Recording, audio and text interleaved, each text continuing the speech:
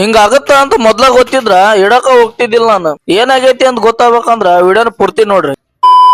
ಇವತ್ತು ನಾನು morning breakfast ಮಾಡ್ಬೇಕಂತೇಳಿ oats ಮಾಡಕತ್ತಿದ್ದೆ. ಬೆಳಗ್ಗೆ ಎದ್ದು ಓಟ್ಸ್ ಏನೋ ಮಾಡಿ ಫ್ರಿಜ್ ದಾಗ ಇಟ್ಟಿದ್ದೆ. ಆದ್ರ ನಮ್ಮ ಮಮ್ಮಿ ಬೆಳಗ್ಗೆ ಎದ್ದು ಇದನ್ನ ಮಾಡಿದ್ರು.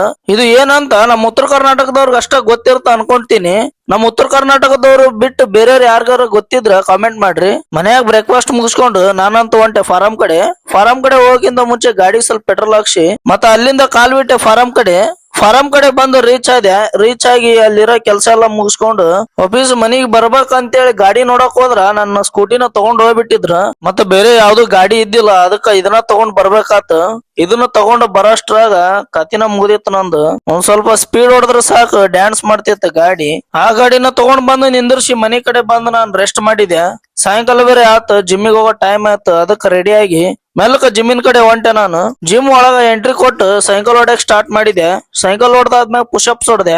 ಇವತ್ತು ಬೇರೆ ನಂದು ಬ್ಯಾಕ್ ವರ್ಕೌಟ್ ಇತ್ತು. ಬ್ಯಾಕ್ ವರ್ಕೌಟ್ ಮಾಡಕ್ಕಿಂತ ಮುಂಚೆ ಸ್ವಲ್ಪ ಸ್ಕ್ವಾಟ್ಸ್ ಹೊಡಿಬೇಕು ಅನ್ಸಿತ್ತು. ಅದಕ್ಕೆ ಒಂದ್ 5 ಸೆಟ್ ಸ್ಕ್ವಾಟ್ಸ್ ಹೊಡೆದು ಬ್ಯಾಕ್ ವರ್ಕೌಟ್ ನ ಸ್ಟಾರ್ಟ್ ಮಾಡಿದೆ ನಾನು.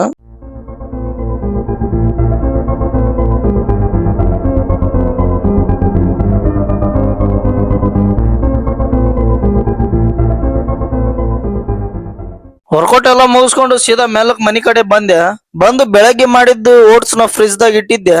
ಅದು ಪೂರ್ತಿ ಐಸ್ ಆಗ್ಬಿಟ್ಟಿತ್ತು.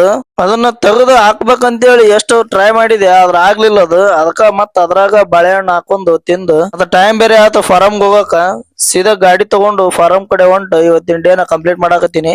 ಮತ್ತ ನಾಳೆ ವಿಡಿಯೋದಾಗ ಸಿಗ್ತೀನಿ. ಬಾಯ್.